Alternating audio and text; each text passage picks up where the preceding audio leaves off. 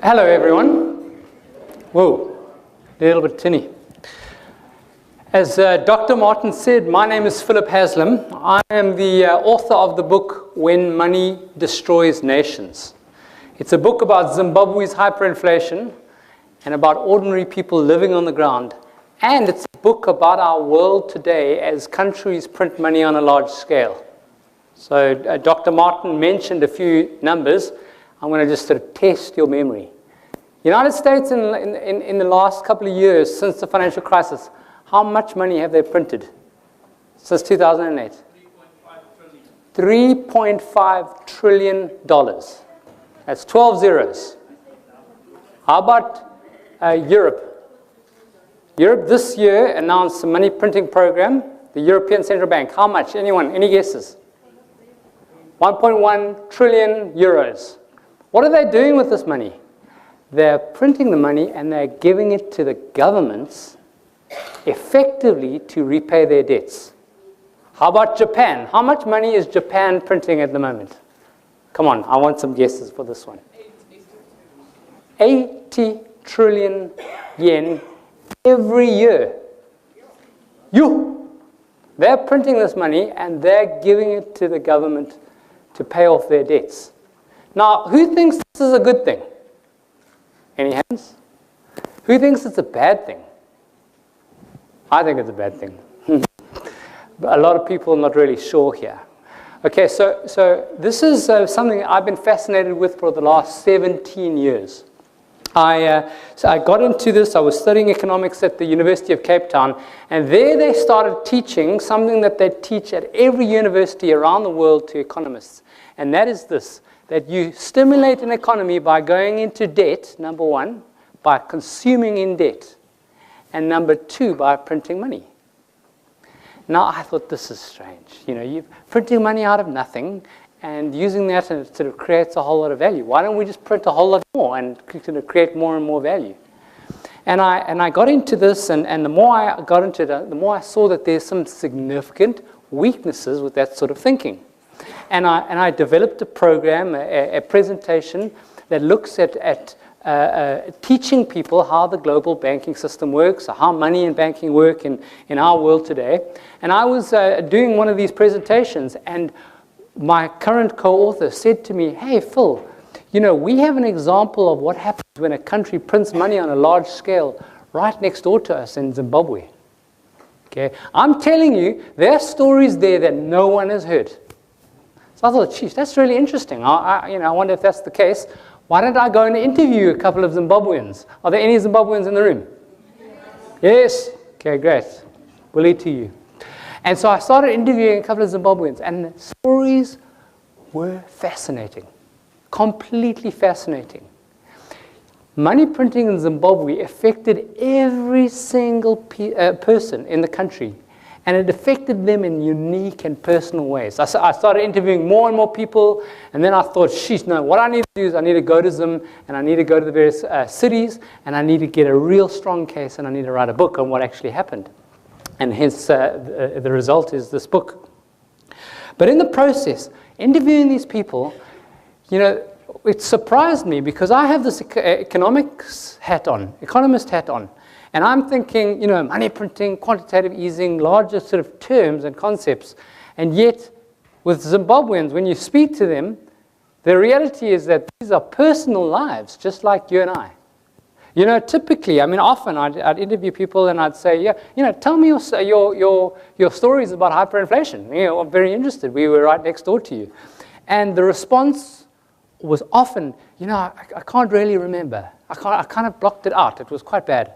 And then I'd say, well, what did you do when the stores emptied? Or what did you do when you couldn't get any fuel? Or when the water was cut? And then the stories came.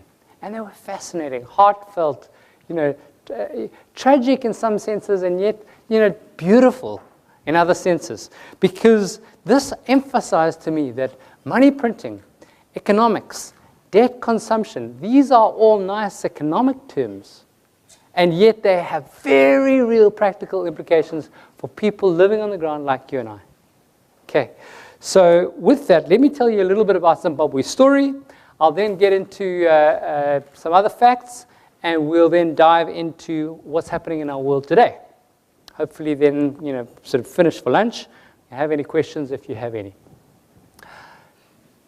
Okay, so if we look at a timeline of Zimbabwe's hyperinflation, in 1980, the country came to political independence. There was a colonial war beforehand, and Robert Mugabe was part of a liberation forces, and they had free and fair elections in 1980.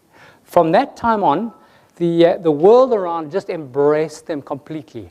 And very specifically, the World Bank in particular, but all the global institutions in general, started to lend to Zimbabwe significantly. They came and they said, look, guys, hey, you need money. We're your people. And they started to lend in US dollars. At the same time, Robert Mugabe began to centralize power around himself so that there was sort of a sense of sustainability of his government. And everything was happy. There was a debt boom that made it look like the economy was very, very successful. But something happened. The debts began to grow to a point where they were unsustainable. And in 1997, there was the government actually announced a pension plan, a pension payout, and the World Bank said, hang on a second, I'm not sure if you can actually repay these debts. I need you to give evidence that you can repay these debts. And at that stage, the relationship broke down, and the credit crisis hit the country. Suddenly people started to say, well, hang on a second, I'm not sure if I can lend any money to the government, and they started to take their money out of the country. That then led to what was known as Black Friday. Okay? That was a pivotal moment when it was a credit crisis where lenders stopped lending. And in response to Black Friday, what did the government do?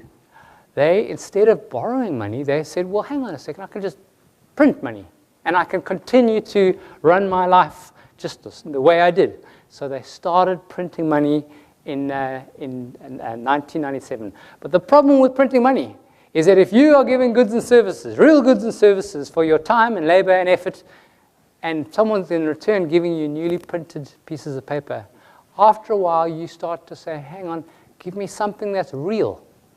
Okay? In response, the Zimbabwean government, as in all hyperinflations, they had to increase the amount of control on the people to use the money and to keep prices low. So you found this interesting thing where lenders stopped lending, money printing started happening, and increasing government control. So that led in 2000 to the land invasions, which has been well publicized in South Africa. By 2002, the country started to experience significant fuel shortages. 2003, there was mass immigration, and the banks were having money shortages, and you had the sort of problem of not enough money, a weird thing that you get in hyperinflations, where you're printing, but there's not enough money. We'll get to that. By 2006, all the stores had emptied. You couldn't get any food or anything through the normal retail sector. 2006 to 2008 was the rampant hyperinflation that we typically know as what hyperinflation is. And by 2009, the currency was worthless. It crashed out of use. And in exchange, we got US dollars in Zimbabwe. So people actually physically trade pieces of US dollars on the notes, on the streets. So this is a picture of a guy in Zim carrying what's known as bricks. So it became, money printing devalued the value of each piece of paper, so that you couldn't actually buy things with that paper. You actually had to have a wad of papers to actually buy things, And so those became known as bricks, and that became the currency for a little while. But even then, after a while, those bricks actually became worthless. The pulp value of the paper was more valuable than the currency notes actually on the denominations. So the economy rapidly descended into a barter economy. Okay, so instead of people trading for money, they then would trade for other goods and services. People, so with the supply chain breaking down, people would literally meet behind the golf club. There would be little sort of informal places where people would meet and, hey, so-and-so's brought a bucket of milk. I heard about these stories of these guys bringing milk, freshly squeezed from the cow, and trading it in exchange for wood or grain in exchange for fuel. One of the interesting things, with a barter economy, you have a very interesting thing because money is taken away. What do you do without money? How do you get things? After a while, people begin to find alternatives that can act as useful money. From an economics perspective, it's fascinating. Okay, so for instance, in the women's prisons, tampons began to be were so valuable that they began to circulate as a medium of exchange. They actually became an alternative currency in the women's prisons. Okay, another alternative currency. If you had a barter economy, what would you want? What was the thing that you would need the most? Well, in Zimbabwe, it was fuel. People needed fuel. That's sort of the key ingredient for life, evidently. And people would literally begin to pour out and measure out sort of cupfuls of fuel and begin to price things in liters of fuel. Then some bright guy came up with this incredible idea. He said, well, why don't we receive some money in advance? We'll give people a little piece of paper that says, I owe you 20 liters of fuel, called a fuel voucher, as you can see over there. They go across the border and bring the fuel back, and then the person who has the fuel voucher can redeem the fuel. But the interesting thing is those fuel vouchers began to circulate as money, so that by the end of the hyperinflation in Zimbabwe, it was a de facto currency. People would pay legal fees in fuel vouchers. I mean, exceptionally fascinating. Water was cut, as I'd mentioned, and fuel ran out. You couldn't get any fuel at the stations. And as a result, couldn't get any electricity, and people had to live off generators, typically for their electricity, which only increased the demand for fuel, because you need fuel to run your generator. And you typically need fuel to run a generator to bring up water if you have a borehole, as an example. These are some of the interesting things that happen in Zimbabwe. Lastly, pensioners lost everything. In Zimbabwe, if you saved anything, you lost it all, because the value of what you saved could purchase less and less and less as it went along. And so currently we have in Zimbabwe an entire generation, a whole pensioner, like a generation who'd saved most of their lives and don't have any savings. It's a sad story, and yet it's typical of hyperinflations generally. Okay, so what I'm going to do is I'm going to zoom out. Okay, let's just talk high level now concepts. That was Zimbabwe, and now let's pretend as though we are on an island economy. Okay, we found this new little island. We're calling it Perco Island, and we're trading goods and services. So and so over here is doing some farming. Someone's building houses, and we've got our own little currency. We'll call it Perco currency. Okay, what if we decided for everyone here, why don't we just go and double the amount of Perco currency that everyone has? So I'll be a central bank. I'll say, okay, guys, today's Christmas. We're going to double the amount of money and give it to everyone in proportion to the amount of money that they have. Is that a good thing or a bad thing? Who thinks it's a good thing? Oh, who thinks it's a bad thing? Okay, some people are not really sure. No, well, what would actually happen? In short, what would happen is prices would rise. They would double. Okay, suddenly there's more money, a whole lot more money chasing the same amount of goods, and prices rise. But there's an economic process that actually happens. Because if you got given a whole lot of money, the first thing you would do, what would you do if I just said, hey, I'm going to double the amount of money in your bank account? What would you do? You're going to spend it. Okay, great. You're going to go and buy real goods and services. Hey, let's all go to the shops right now and go and get these goods. Now the shops have got a problem, because they sold goods on at the old prices.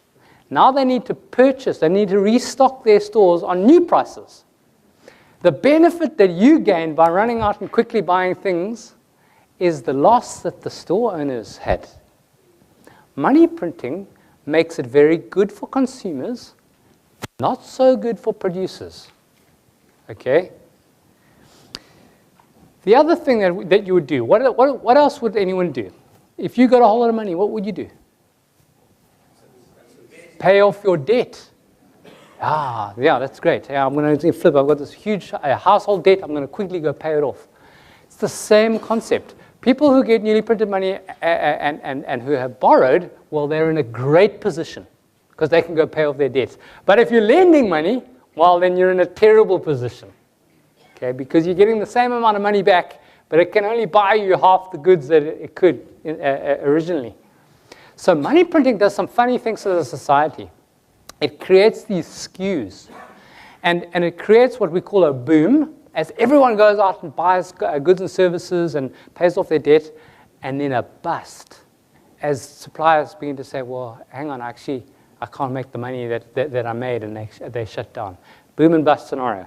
Now, let's just change this little island economy. What if we printed money only for special interest groups? We said, all of you people at the back over there, no, this is not a nice place of the island. The best place of the island is those people in the front.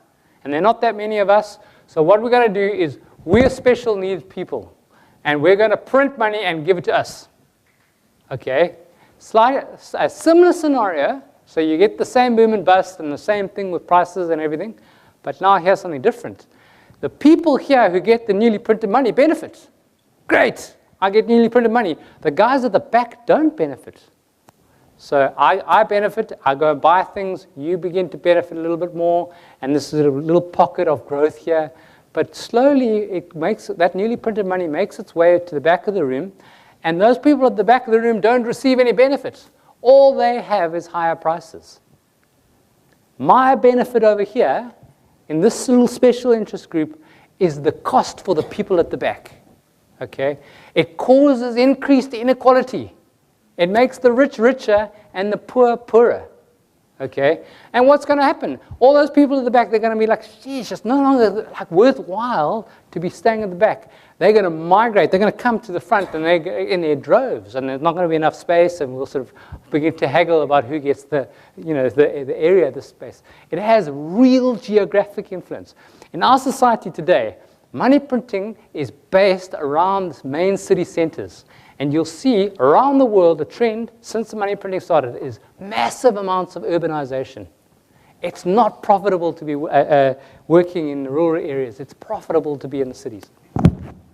Finally, let's change the scenario. So same scenario, I'm printing money, giving it to the people in the front. But now I change it a little bit. And instead of giving it to the people in the front, I lend it to the people in the front. I get the boom and bust, the credit, the customer-driven boom, and the suppliers don't do well. The borrowers do well, but the lenders don't do well. We have this migration, we have this inequality, but now we've got an additional problem. That money must be paid back. Printing money, giving it to them and saying, look, this is not forever. I want it back. And when the time comes for it to be paid back, well, there's a big problem because now you had an increase in the amount of money. Now I'm taking some money out of the economy and it's shrinking again. Okay, and I have a big dilemma and a big problem. Okay, this is how the global banking system works. Okay, I've hopefully highlighted to you how your banking system in South Africa works, how the banking system works in Europe, England, and America. And I'll show it to you here. What actually happens is you have a central bank. The central bank will print money, and it will lend it to the banks. Okay? The banks will then take that amount of money and create multiple levels more money than the amount of money that they have in hand. Approximately 40 to 50 times more money. And who do they lend it to? They lend it to people like you and I. Okay? But they're printing money and they're lending it out. Okay? So what we have in society is that our entire money system is based on debt. Our entire global economic system is based on, I need to lend money. If I want to increase this money supply, I need to actually lend it into society. And it becomes structural debt. And what we've seen over the last 40 years is a rise in the amount of debt. And all the money that's been created is all backed by debt. And so you've got this dual, sort of two pillars, as it were, all these sort of locked in things of debt and money printing are deeply linked. Now, the problem with debt is you've got to pay your debt back, okay, when the time comes due. What are some ways that you can pay off your debts? Anyone? How do you pay off your debt? Borrow more. Sorry? Borrow more. You Borrow more. You borrow more. Okay, so borrow more is the second one I've got in. The first one is you work hard and you pay off your debt. Okay, that should be the first one that everyone has. You work hard and you pay off your debt. Okay. The second one is you can go and say, sorry, I can't pay my debts. And you can foreclose. You can be sequestrated. Okay. The problem if you lend money to someone and they can't pay off their debt, suddenly you lose that asset that you had. The alternative is you can roll your debt. You can go and get someone to lend you more money. You know, it's that typical thing where the problem that they have in the United States, where people have two credit cards. So they spend on this credit card, they get to the end of their credit limit. And now they need to pay this credit limit. What am I doing? They go to get that credit card, do a little transfer to pay off that one there. And when that one's due, then they... Okay. Yeah. It's called rolling your debts. And the problem is that your interest begins to kill you because it starts to get bigger and bigger and bigger. Okay? Now, this is what you do for individuals. But if you're a government, you have exactly the same thing. How does the government pay off their debts? Well, the community of the people need to work hard and pay taxes. And the way the government will get taxes, they'll either increase taxes, they'll either hope that the economy grows so that their taxes can grow, or they can reduce their spending. Okay? So that's sort of, in a nutshell, what they can do to work hard. Or they can say, which governments have done throughout history, is say, actually, we don't really like this debt and we're not going to pay it back. Sorry. And if you're a pensioner or if you have someone that lent to the government, then it's not such a good thing. Or you can roll your debts. Now, this is something that happens in every major economy around the world. Governments roll their debts. They borrow short-term and they just roll.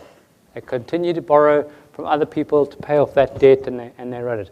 A couple of years ago, America instituted this thing called Operation Twist.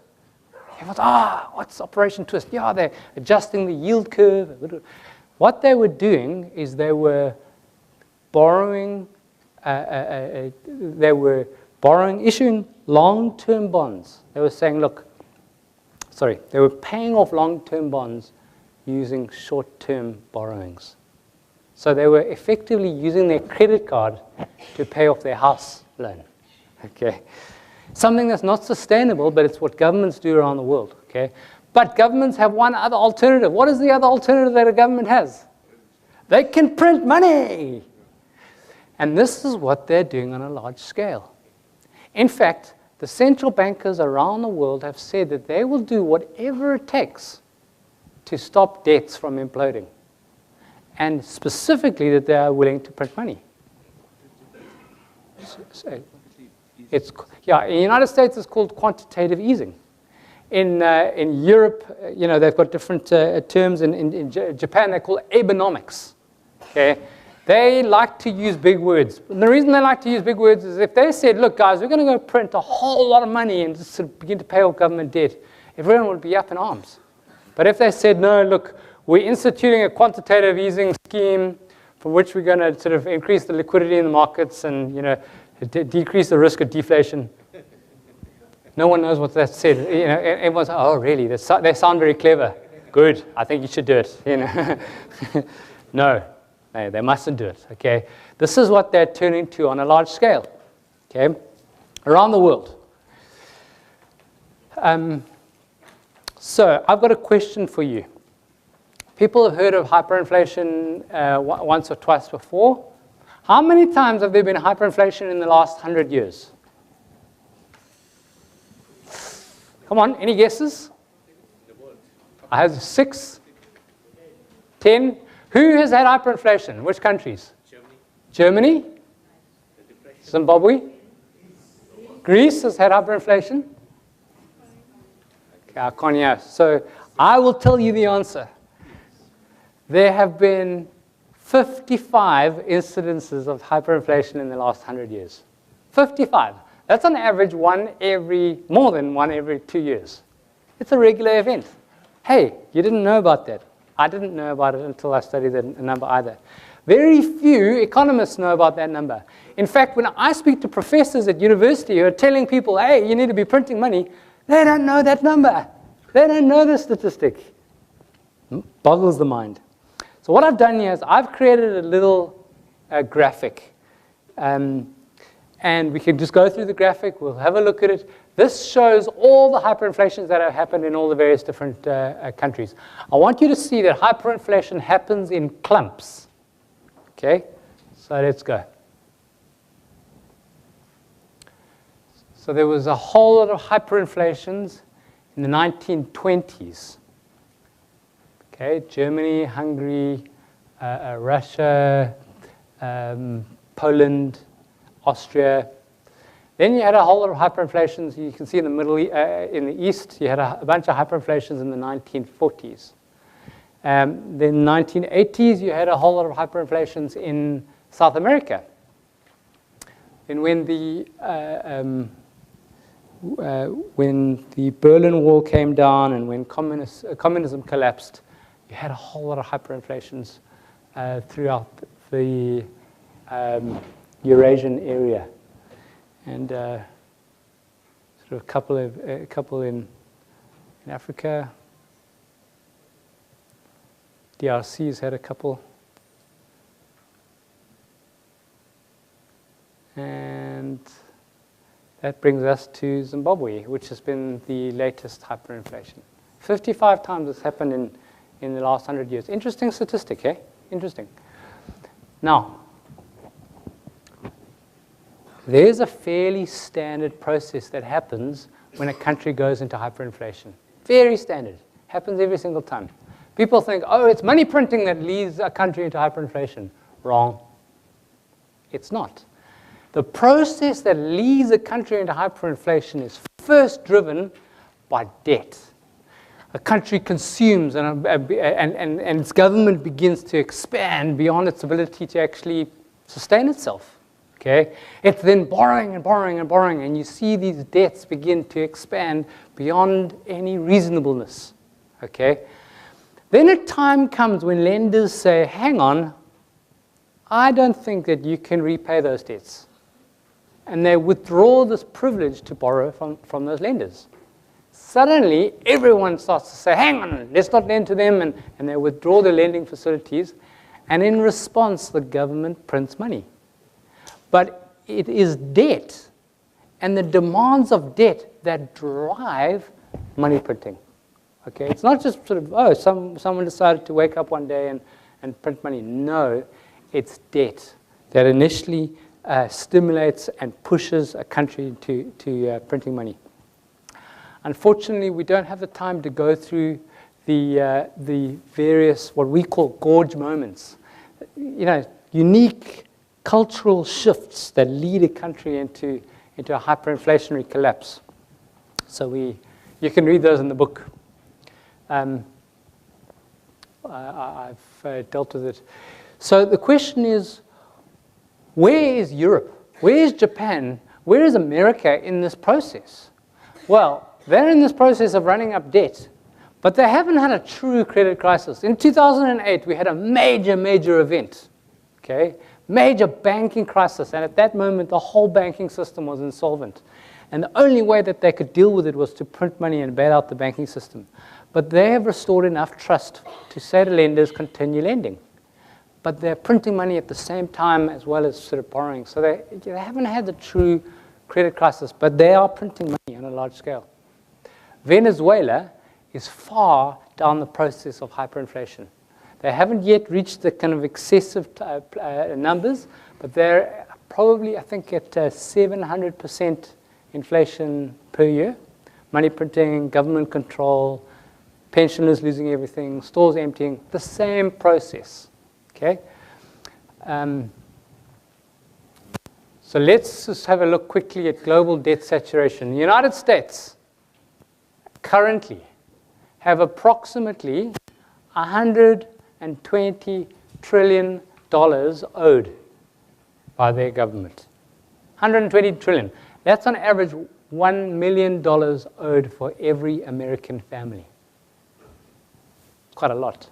How about Japan? Japan have between 1 and 2 quadrillion yen in debt. How big is a quadrillion? Quadrillion is 15 zeros. Boggles the mind. A quadrillion is a billion million.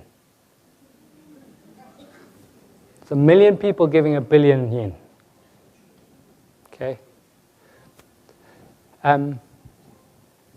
United Kingdom got debt. Eurozone got debt. Zimbabwe had a little amount of debt relative. Okay. So let's have a look at some global money printing. I'm bearing in mind that your next speaker is soon, so we'll begin to land. $3.5 trillion United States, $1.8 trillion Japan, and that sort of number is rapidly going up. Half a trillion from the UK. Europe between 1 and 2 trillion at the moment. I mean, that number is growing significantly. China are printing money on a massive scale. If you look in the, even this last week, they announced that they're implementing a significant money printing scheme. Okay, obviously in clouded words that no one will understand, but those who actually understand can see, hey, that's money printing right there. Significant money printing taking place in China. Then you got the central banks are printing money, giving it to the banks, who are then creating multiple levels more money. So in total in the last several years, you've had, give or take a couple of trillion, I mean, these are estimates, about $20 trillion worth of money printing. Okay, and it's only the beginning. At the moment we're in a position, I'm not going to talk to this slide. Let's have a look currently at which currencies are currently in trouble at the moment. You can go to the Cato website. They have this thing called the Troubled Currencies Project, Cato website. And you can actually go and get a list, but they look in detail at every currency in the world and look at their inflation rates. So currently Venezuela is in a big problem, North Korea, Ukraine, Syria have a big problem, and those numbers are all really understated. I mean, these are official statistics, but if you get black market statistics, they're much, much higher. Structural longer-term risks, China has a big problem, and so is Japan. If Greece exited the Eurozone, they'd be in trouble, and a number of other economies. I'm going to open up to questions. I've got a newsletter sign up. What we do is we write a monthly email basically informing everyone this is what's happening to money printing right now as we speak. This is sort of how we're responding. You can get a copy of our books at takealot.com, and happy to sort of engage in discussion with you. I mean, obviously this is sort of high level introduction, but if we come back to the topic of the conference, navigating the future, this is one of the most critical issues of our time. Massive amounts of government debt around the world and the inability for them to repay. And they are beginning to turn to money printing on a very large scale. What will happen in the future? Well, certainly this will have an effect. Certainly will have an effect. Great. I'm going to hand over for any questions, if there are any questions.